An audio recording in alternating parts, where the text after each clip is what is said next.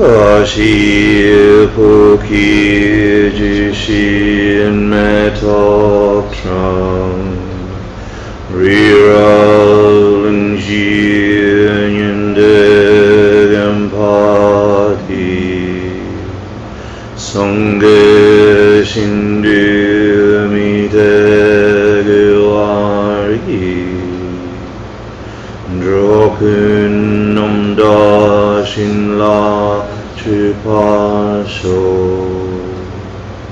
Idam Guru Ratnamandalakam Ninyatayami Sangha Chidam Saki Chognam Nam Janchu Vardu Dakni Gapsuchi Daki Chinyangi Petanam Ki Drola Vanchir Sangha Driparsho Sangha Jidang Saki Chognam Nam Chanchir Vardu Dakni Kapsuchi Daki Chinyangi Petanam Ki Rola Vanchir Sangha Dripasho Sangha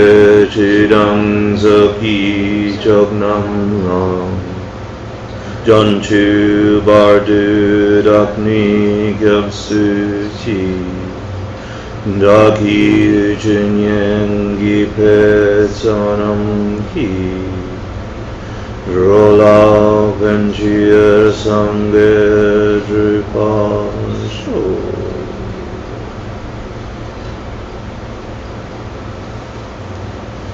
Well, sitting comfortably, bring your awareness to your breath. Be aware of the activity level of your mind and how calm or uncalm it is. Watch your breath, feel it, focus on it, passing the tips of your nostrils. Count 7 rounds or 14 rounds. One exhalation begins, one inhalation completes a round.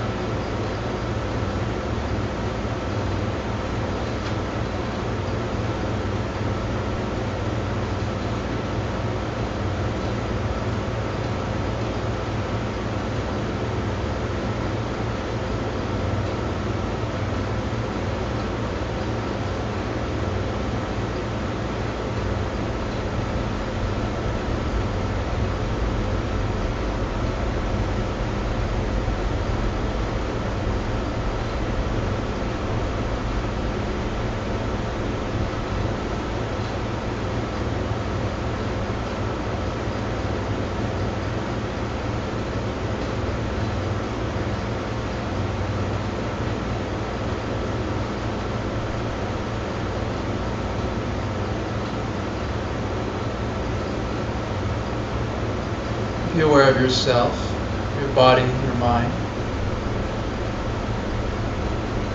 your idea of your body and your mind.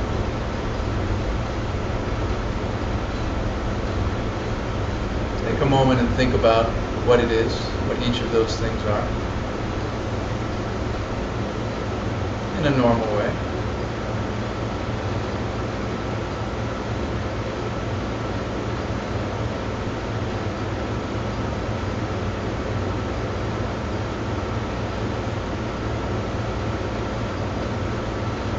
Focus upon your body and try to find where you reside in your body. What is the physical locus of you? Your heart, your torso. Check around.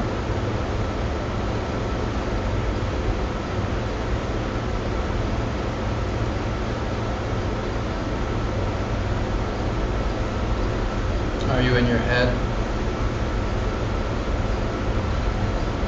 Are you in your heart?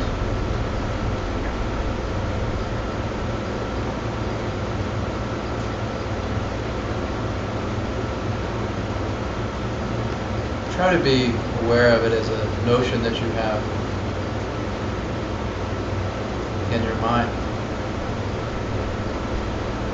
Me, my body.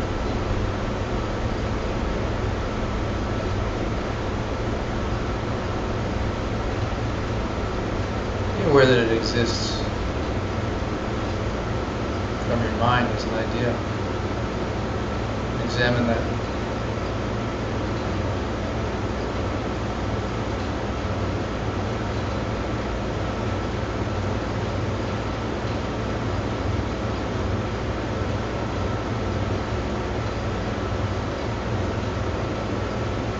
Think about your mind, where it is, what it is, how it exists normally.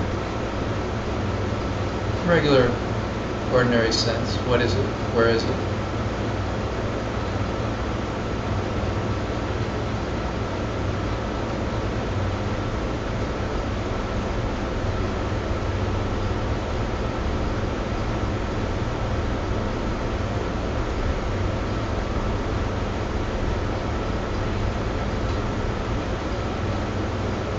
Be aware of your thoughts. Watch them coming and going.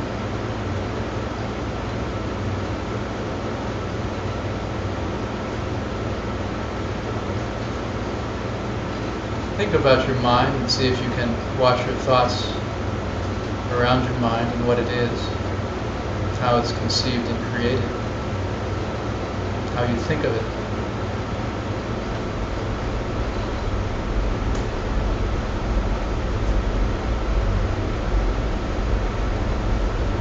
Are you thinking my mind is all of my thoughts put together? All of my memories? All of my ideas? Examine your mind and what it is for you.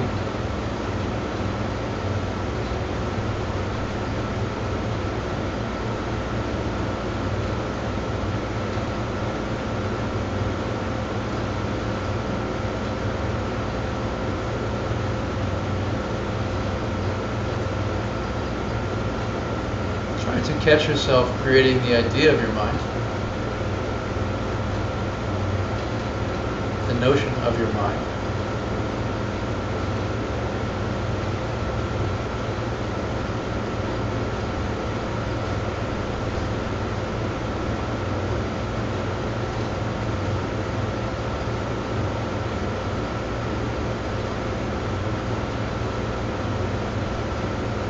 See how the mind really exists as an idea.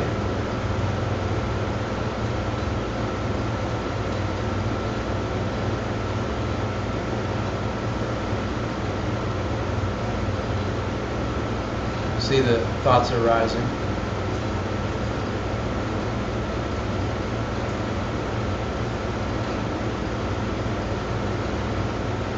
Is the one thought the mind?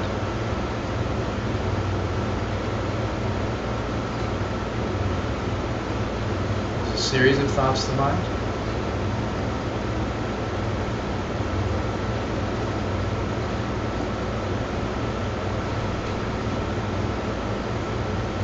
See the mind as an idea also.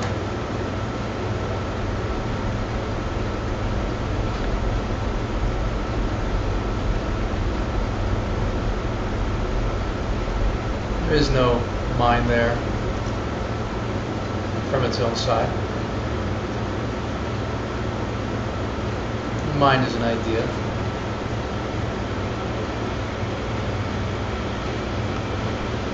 And yet the mind has the idea body.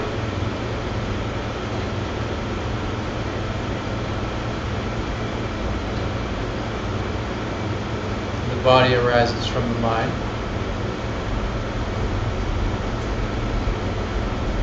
The idea of body, the idea of me, arises from the mind. The idea of mind arises from a thought.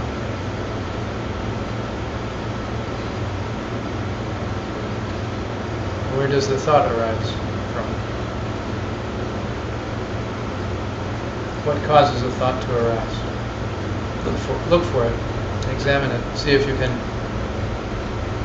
see where it's coming from.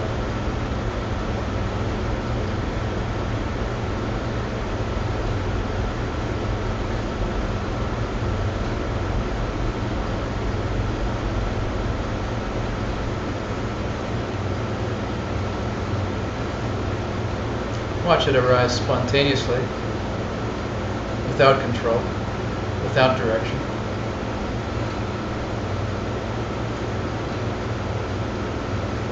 Without will.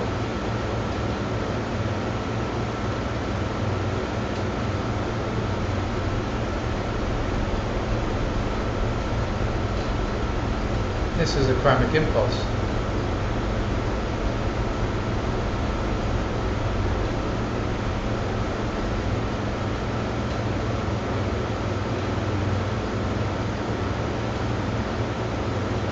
Watch the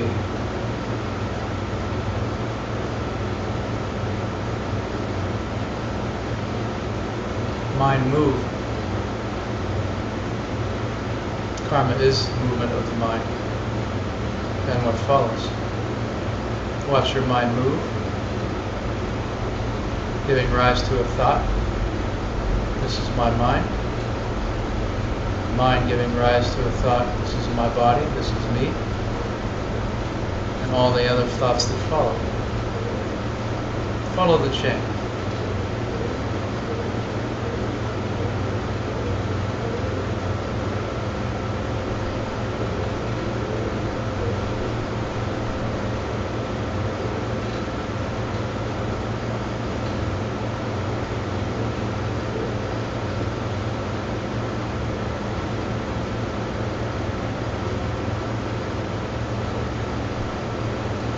Have the thought, I am holy. My mind is virtuous and pure. And my body is perfect and holy.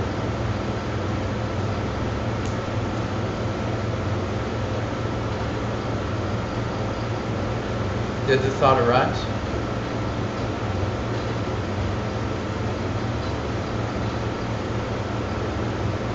Did a feeling arise?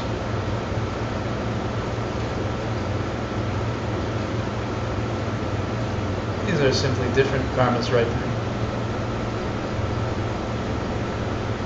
as is every impulse and thought and concept of you and your body, mind, and world.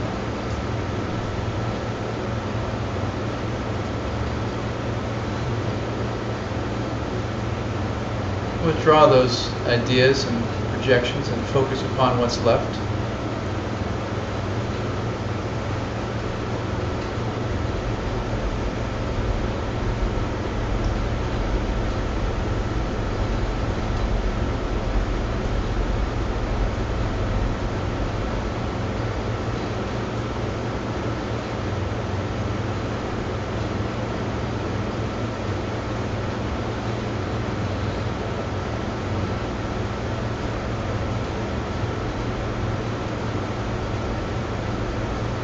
Feel very happy as you're doing it. Feel joyous as you're doing it.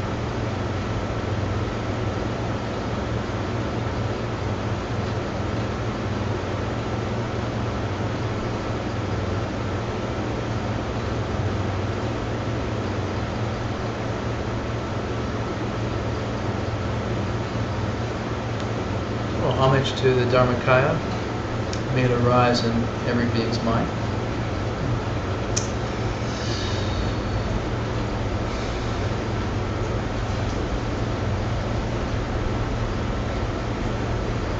We should probably start class.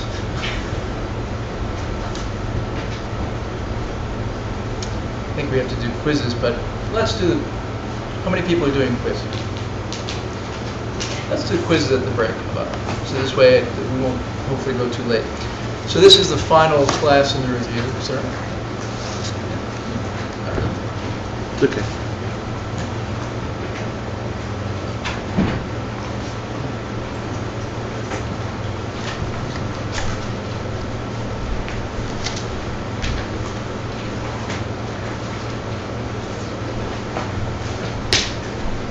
I'm sorry.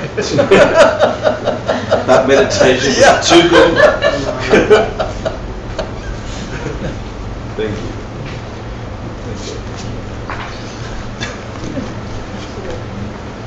So this is the last class in our year-long study of the Guide to the Bodhisattva's Way of Life. It's been a pleasure, thank you. It's been a great joy and honor to teach. A great meaningful way to spend the life. So this class we're going to just go through course 12, which is the wisdom chapter, right? And the idea of the review, there's a couple of ideas to the review class. One is to give you all the answers to the final to make it easy to study. And more importantly is to highlight all of the main essential points that are important to become enlightened oneself, to really focus in on the things which are the most important concepts, to be able to say, this is what we have to know for our own path and practice to be able to become enlightened in this life. So the reason that we cover this is to really make sure that the most important things are clear, because we have a responsibility to teach others, right? If we're going to go out and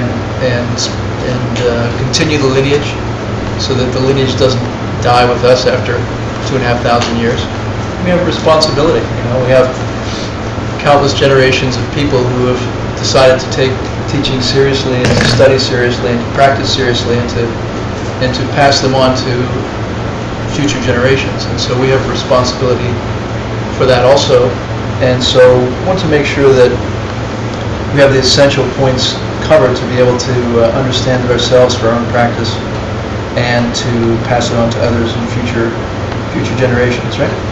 So I think it's good at this point to also just kind of open it up to a more freewheeling conversation and be more exploratory to the extent you want to. So any questions, anything you'd like to delve into further or cover in more detail, please don't be shy, right? So, but other than that, I'm going to go through the questions which are on the final. You can try to memorize them. Good to learn them, right? So the first question, and I think anyone who has an idea, just chime in and blurt it out, right? I don't want to just blah blah from my side, okay? All right. So the first question that's on the final: describe what the view of destruction is, and explain the role that realizing emptiness plays in eliminating it, and explain how eliminating this view allows us to achieve nirvana. So first, what's the view of destruction? Does anybody remember? The idea that there's like division between me and that. Do you guys mind if we turn off the AC? I think it's temperature. Is the temperature okay for you? A little hard to hear. Do you mind, David, to kill? Great. Turn off the AC. Go ahead. I thought it was this like the idea that I am separate from other things. That like there's a division between. Not really. Okay. And anybody else? I think there's two parts. One of them is that it destroys us. There are a couple of elements to the view of destruction, right? The view of destruction is called that because by having this view, we are destroyed and we die. That's one reason. And the other is that we destroy this view when we become realized. And so, what is the view of destruction? What does the view of destruction hold? What does this view of destruction think? What is it? Self-existent. Yes, that it's about self-existence. I'm self-existent. It's the meditation we did in the beginning, right? I'm self-existent and my things are self-existent. And therefore I should protect them at all costs, and at the expense of virtue or anything else, right? I exist truly from my own side. I'm concretely here. I'm John, and John really exists, and John has this nature and identity, and yada yada yada. And my stuff is the same way, and it's just as important as me. And therefore, I should do anything and everything to protect them and get them and have them, right? So, if we talk about me and mine being self-existent, right? How does eliminating that view allow us to achieve nirvana, right? If we eliminate the view that I and my things, my car and my nice purse or whatever it is, are self-existent, how does getting rid of that view somehow lead me to nirvana? You're not grasping to something that isn't there any longer. What happens when you what happens when we grasp to self-existent things, whether they're me or outer things? You fight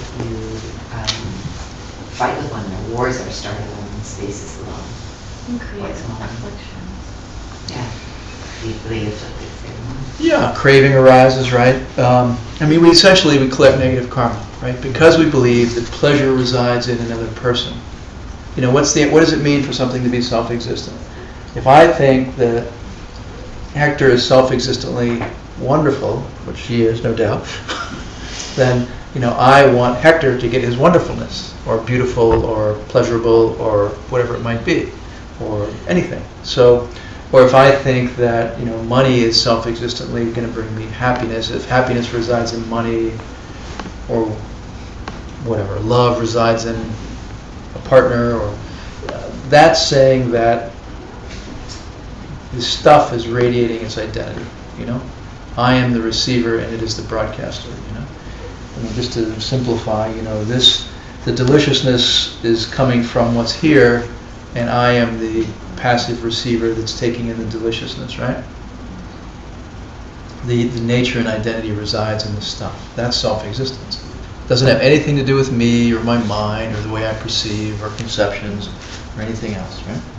So if something is not self-existent, right, that means that I am the projector. I am projecting the identity and nature and value and pleasure or lack of pleasure to the thing, right? My mind is the thing experiencing it the way that it does, right? And one person could find it disgusting, and one person can find it delicious. If it were delicious from its own side, if deliciousness were inherent in this, any being that tasted it would go, wow, that's delicious. And some people find, water lovely, and some people don't like water, whatever the beverage might be, right? So that's it. So if we understand emptiness, it allows us to see that nothing has any nature from its own side, right? And that the fact that I like this or that I find it disgusting is coming from me. And if I understand that liking or disliking something is coming from me, along with every other aspect of its identity is coming from me, and if I understand that virtue causes me to have the experience of goodness and pleasure, past virtue causes me to have the experience of goodness and pleasure, then I'm not going to hurt someone to get what I want, right? So then we can eliminate negative emotions and negative deeds, right? Why? Because everything we experience as good or pleasurable comes from past virtue, right? So if I see something that, this is maybe not compelling enough, think of it as a glass of diamonds or something, I don't know. If I see this glass of diamonds and I'm desperate for money and I think I have to knock that person over and get it for myself and steal it and yada yada yada, that's not virtue, right? It's stealing. So, and I think that somehow stealing is going to bring me abundance and wealth and all the rest. But in fact, I've collected the cause, the karmic cause, to be stolen from in the future and to not have, right? And I have to understand that seeing and experiencing and having diamonds or whatever it is came from past virtue, right? So if I understand that there is no abundance, in a pile of money, right? Money only has value because it's perceived that way and it's projected that way, right? You could take Deutschmarks and try to buy something here, and you won't get a thing. by and large, unless someone decides it has value, right? So money doesn't have value. It's an idea, it's a concept, it's a social convention. Value comes from karma, right? Abundance comes from karma. So to think that anything has a nature of its own, to think that anything has an identity of its own from its own side is wrong view, right? Is to grasp at self-existence. And if we grasp at self-existence, if we think that the pleasure is coming from, our partner's body rather than our mind and our past virtue, then we'll hurt someone, to get a pleasurable body, right? And then we'll collect negative karma, and then we'll have suffering in the future, right? And so this is the law of karma. And to the extent that we understand, nothing has any pleasure from its own side, and nothing has any pain from its own side, nothing has any value or identity or meaning from its own side. All of those things come from our mind and our senses and our perceptions, right? And our mental constructs. To the extent we understand that, and we understand karma, and when we see something, when we see a beautiful person, we'll say, I can't steal that person's partner because that's harming someone, and it's stealing, and that'll cause me harm in the future, karmically. And why would I want to cause myself harm in the future? And the reason I'm seeing a beautiful person right now is because I was virtuous in the past. It's the only reason I'm saying something beautiful right now, right? So the view of destruction, if we think that beauty and value come from bodies and money and things like that, we collect negativity to get them, typically. Right? We don't care what we have to do to get those things. I don't mind if I have to lie or whatever, do whatever to get the things that I want, because I think there's a lump of value sitting right there. If I can just get my hands on it, I possess the value. There's a lump of beauty and love over there, and if I can just possess the body and the mind, I'll have the love and the and the pleasure, right? And it doesn't work that way. Things don't exist that way. Right? So this is the idea of the view of destruction. It's to say, I'm not going to live that way. I'm not going to view things that way. Right? So, if we want things, we have to provide them for others. To think that money will buy me, a lovely meal, because money has self-existent value, is the view of destruction. Is to have the view of destruction. Whenever we reach in our pocket and we say, I've got money, I've got something of value in my pocket, and the value resides in the paper, and I'm going to take this value, which is inherently existent, and I'm going to hand it to somebody, and that inherently existing value is going to get me something delicious to eat, right? That's the view of destruction. And we do it all day long. Right? Instead of thinking, I have some stuff in my pocket which people will ascribe value to, and the reason they ascribe value to it is because I gave in the past. I collected the karma to have food, to have whatever it is that I'm going to exchange this colored paper for. And that's why I have things, and everything is motivated that way, and everything functions that way. And to fight to get money, or to fight to get bodies, or to fight to get material objects, or any of the worldly dharmas, praise or the rest, reputation, that's insane, because it's only good deeds which bring us those things. It's only good deeds that bring us good things. So, it doesn't exist. Money which contains value doesn't exist from its own side, right? It's the same. Money that has self-existent value has the exact same status as a two-headed purple elephant in this room. It doesn't exist. And to think that money has value from its own side is ignorance. It's ignorance of karma, and it's ignorance of emptiness. And we have to really deeply train ourselves to not live that way and not relate to things that way. You have to really analyze it intellectually to really get it, because I think in our culture especially, I we live our lives around money and getting more money and being able to buy the things we want and getting a better apartment and getting a nicer car and getting better clothes, and constantly thinking if I get more money, I'll get more stuff that I want and need. And how do I get more money? By working harder. Working harder is the cause of money. No. People are lazy when they get money. People work hard and they don't get money. For something to be a true cause, it has to always hold. That's a scientific principle, right? So working hard is not a cause of money. Or being smart is not a cause of money. Lots of dumb people have a lot of money. So the true cause of money is none of the things we normally ascribe to it. And yet we devote our lives to all of these unscientific, almost random, apparent causes for getting money, rather than saying, I'm going to just consistently always be generous in every small way that I possibly can, mentally and emotionally and intentionally, So, anyway, okay. So that's the idea of the view of destruction.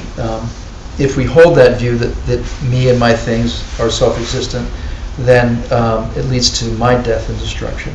And if I understand emptiness and realize emptiness, then it destroys that view, and I don't see things that way. Right? Make sense? Okay. Important point. Question number 2. What are the two truths? That's an easy one. Go ahead. I know you weren't here. I know you were partying for the last couple of weeks. Okay, but you should be able to remember the two truths. Okay. Worldly truth and higher truth. Yeah, right. Conventional, and ultimate. Are they truths? Yes. Are they both truths? Are they truth? The relative truth appears, we act with it as if it's a truth. Well, first, are they truth? Are they both true? There's only one that's true. One's true and one's not. Really. So why are they called truth? Because one appears as a truth. To a deceived mind, one appears to be true.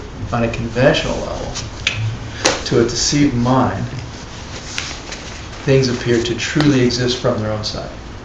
To a normal, ordinary mind that's not analyzing reality in a deeper way, things appear to exist from their own side, truly. Mm-hmm. Right? This is a glass of water from its own side.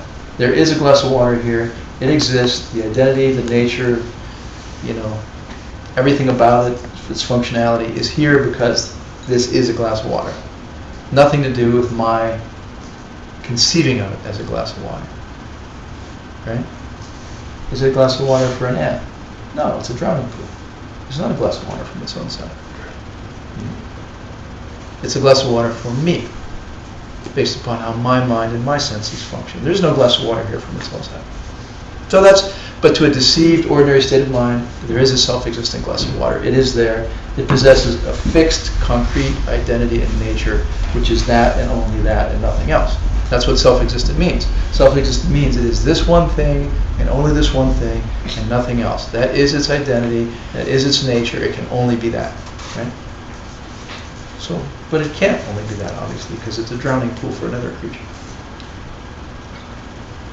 Okay, so that's to a deceived state of mind, that things appear to truly be self-existent. To a higher state of mind, then there's ultimate truth, which really is true, right? So that's the reason why ultimate reality is one of the truths, right? It is true, really, right? So it's an ultimate reality, and so it's called truth. It is ultimate reality, and so it's called truth. So what object is divided into these two truths? Everything.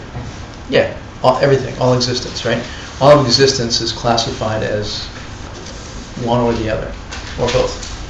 Right? Everything in existence is the two truths, is one or the other of the two truths. Like, is this paper conventional or ultimate reality? Does it exist as conventional or ultimate reality? Yes. Both. Yeah, it's both, right? It has, say it differently, it has ultimate reality, right? This paper exists conventionally because why does this paper exist conventionally? It functions. Yeah. For a mean, why? But why does it exist? Why is this paper? Because we perceive it as that, and its basis is So any there's a potential. basis. Yeah, there's a basis, and we call it paper, and so it exists for us as paper. The ant did not conceive of it as paper. The ant did not call it as paper. The ant did not experience it as paper, right? It's paper for us because we think of it that way, and it functions that way, and it exists that way for us. It's not paper from its own side. So conventionally, yeah, there's paper here. Now, ultimately, does this have ultimate reality? Does it have ultimate reality? Yeah. Does it possess ultimate reality? Is ultimate reality right here? Sure, yep. Sure, why not?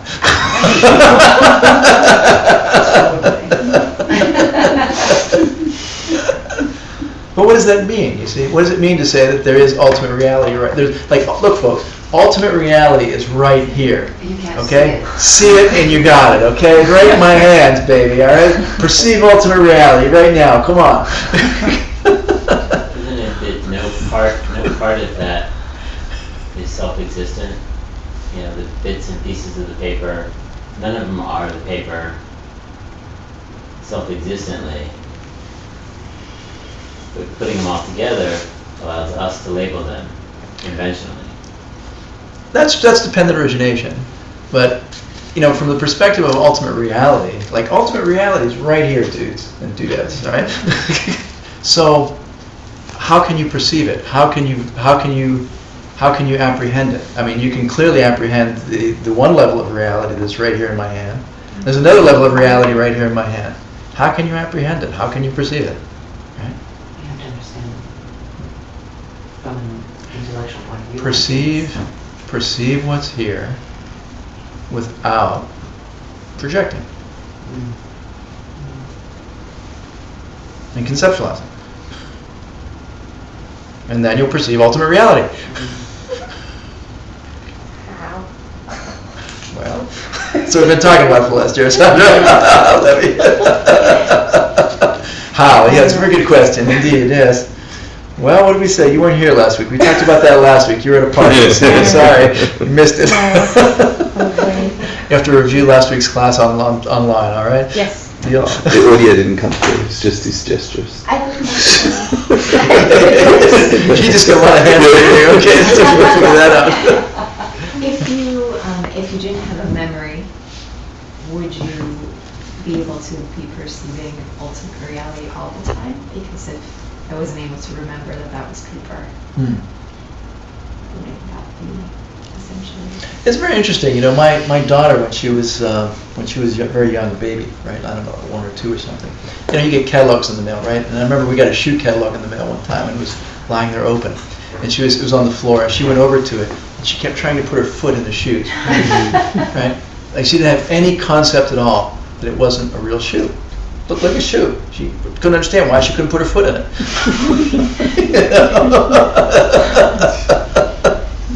So so much as we don't realize how much is learned and conditioned and habituated. So is it enough that we just don't think of things the way we normally do? Maybe is that your question? No. Memory. Well, memory. You see, if you think about mental function, first you have a thought, and then later comes a remembering of the thought, or you have an experience of a thought and a feeling, however you want to describe that, and then you can look back to that memory.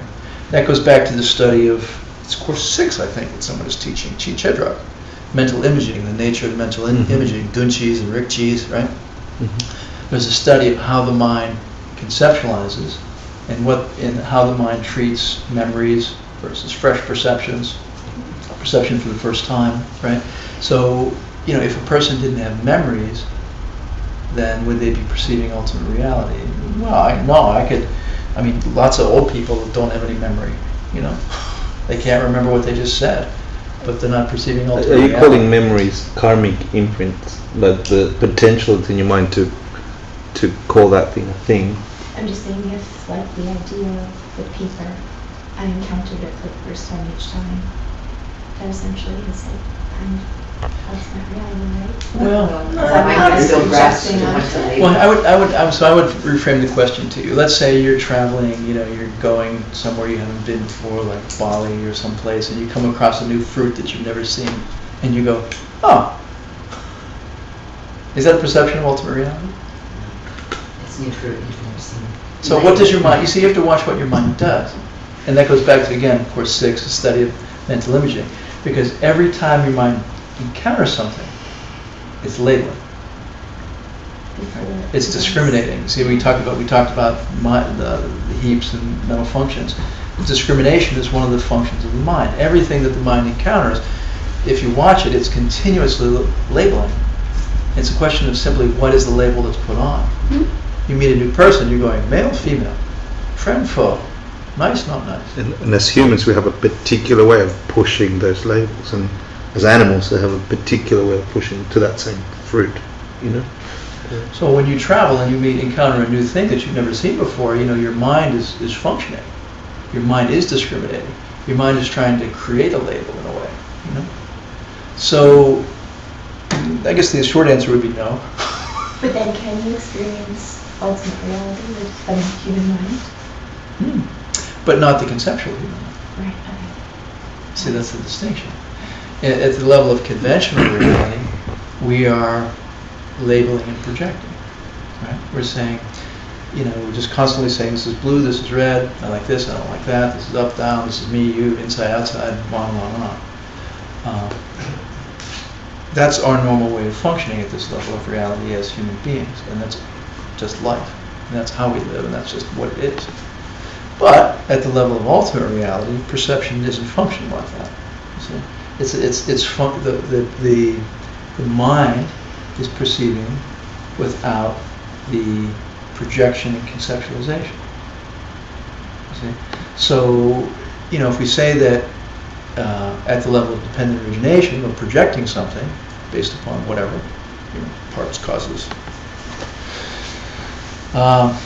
At the level of conventional reality, we're projecting. This is a ball, this is a glass, I'm a boy, you're a girl. But then when one goes to the more subtle mind, you see, even in regular meditation practice, even if one is in retreat, and one goes into retreat and one goes into more and more subtle levels of mind in meditation retreat, then the coarse levels of mind stop functioning. And they shut down is maybe not the right word, but they become dormant. They're not active. And so then more and more subtle, one is functioning, one's mind is functioning, and one is experiencing at more and more subtle levels of mental perception, you could say, right? And so to perceive ultimate reality, one is going more and more and more subtle, and one has certainly gone way beyond the level of the discriminating mind and the labeling mind being dormant. And to become much more, the mind is to become much more subtle than that, and much more pure and virtuous and focused. And so when the mind can function in a way where it's not discriminating and not projecting and has the other causes and conditions come about, then one can perceive ultimate reality, which is a non-conceptual experience. It's a state free of conception. And so then how do you describe that, you see? Because we only experience and understand through conception and projection. But then when you say, well, yeah, here's this other level of reality where there is no conception and projection, we're just going like, I don't get it, right? Because we don't function that way. But the point is that that level of reality does exist, even though we're not normally functioning and perceiving that way. And one can experience it, which has obviously a profound impact upon one's existence and sort of ultimate evolution, or spiritual evolution. Two truths. Let's see. Two divisions of reality, right? So, if we can experience ultimate reality, then we can reach liberation in a short period of time, right? Our body and mind changes radically in this life. The experience of ultimate reality is such that it changes our disposition and our very nature into something else. And there are very specific practices, very specific practices taught in Tantra especially, which teaches one to collect the karmas and the virtues and do the meditations that are necessary to be able to experience ultimate reality, so that we can put an end to suffering, rebirth, aging, sickness, and death, which is what the Buddha promised, right? The Buddha didn't say practice and you'll feel a little better and you'll be a little more peaceful and calm once in a while. That was not what the Buddha taught. The Buddha taught very fundamentally, I will lead you to the end of rebirth, aging, sickness, and death. So, how many people actually believe that? How many Buddhists actually believe that? I mean, was the Buddha just kind of making stuff up? Was the Buddha just, prone to hyperbole? I wasn't there, I don't know, but apparently not. They say not so. But it's, that's the whole point of practice, and that's the whole point of being here, and that's the whole point of studying these things. So that's what this class is about. So thinking that anything other than karma and emptiness truly works is ignorance, according to Buddhism. Believing in self-existent outer objects and self-existent inner objects is ignorance. Believing that anything has a nature and identity of its own is ignorance. And so the only rule running all of reality is karma and emptiness. There is no other principle running things. So, having this experience of ultimate reality is powerful enough that it brings an end to all of our mental afflictions eventually, right? It changes our being and it changes our nature such that we end all of our mental afflictions. And once we perceive ultimate reality and emptiness, then we become two of the three jewels, right? In Buddhism we have the three jewels, Buddha, Dhamma, Sangha. Well, when one has a direct experience of emptiness, one has become two of the three jewels, and then the last jewel is the Buddha, becoming fully enlightened as a result of that experience. So it's a very profound and high realization, a very important realization, clearly.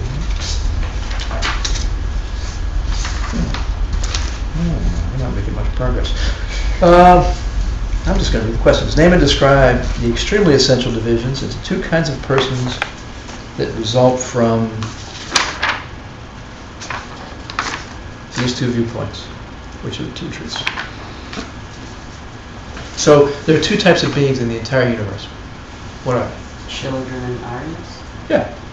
What makes you a child? Not having seen emptiness. Yeah, why would you be considered a child if you hadn't seen emptiness?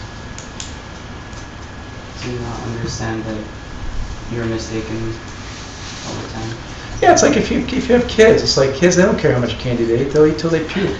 I mean, they're just ignorant, It's like, woo, right? Right? And we're the same way, we're like, God, let me sleep with 5 women in a row, even though I'm married, this is great, I get extra cash this month, it's the same thing, you're screwing yourself over karmically, pardon the pun, right? You're just causing your own suffering over and over and over again. It's like a child. You can't see the fact that doing this stuff is going to cause you in short order to suffer. So we're like children in that regard. We don't get karmic causation, and so we're like children. We don't live according to karmic causation, and so we're like children who are like too stupid to realize that they shouldn't be doing things which are going to hurt them in about 3 minutes. We just have to wait longer, but we're still not doing it, right? All right. And then, realized beings, or the other division, right? Aryas, Pakpas, and Tibetan.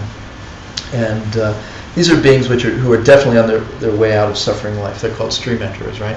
Once you experience emptiness, once you perceive emptiness, you are definitely on the way out of suffering life and on the way to nirvana and enlightenment in short order. So ordinary beings who have not seen emptiness, there is no end to their suffering. There is no way to say when their suffering will end. An ordinary being basically faces infinite rebirth and suffering. There is no way to say, they will stop suffering in 1,000,000 lifetimes or whatever the case might be. There's no end in sight. There's no definite end to your suffering until you see emptiness. There is no way to say, it's not going to be another 1,000,000,000,000 lifetimes or eons or whatever it might be until you see emptiness. Once you see emptiness, then it's definitive. You will have a definitive end to your suffering. And until you see emptiness, there is no definitive end to your suffering. So very important.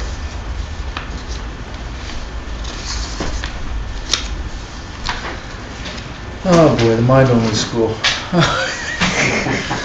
They're amazing.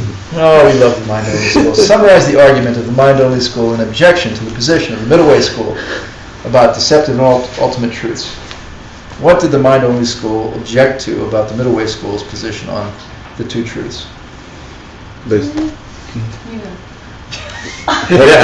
Stop calling me Hugo. Oh my gosh.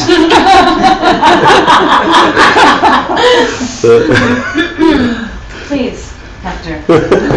After you, dear. They said that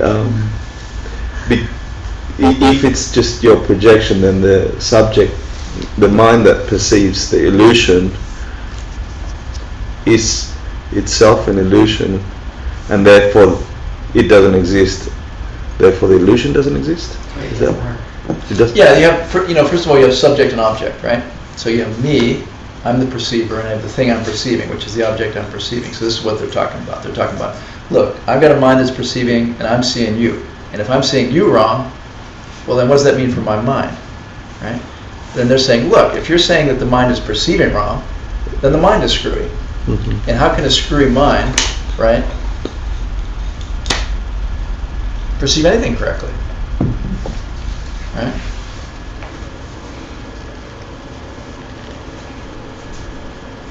So remember, they have the idea of subject and object and one karma, right? Coming out of the kunchi. So,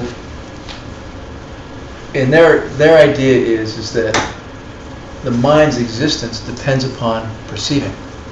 So if it's perceiving a screwy object, then the mind arising to perceive that object must also be screwy. So let's think that. Okay.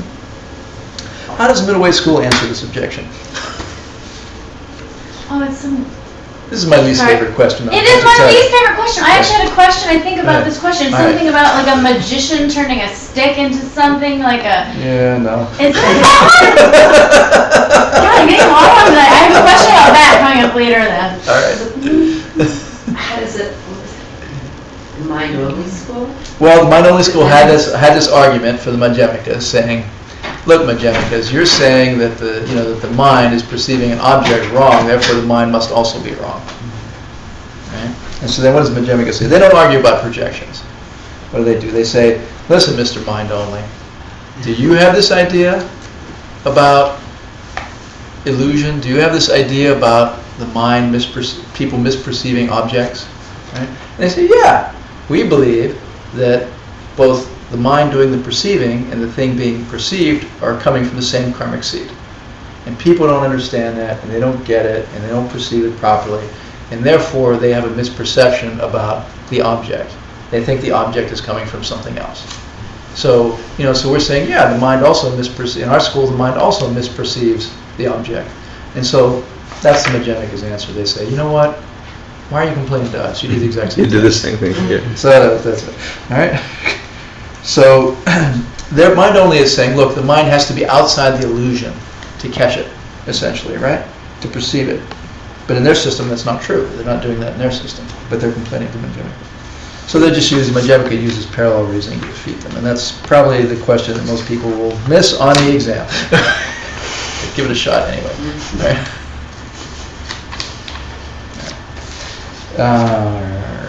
Let's take a break. What time are we going to? We're going to 9:30? Mm-hmm. Let's take a break.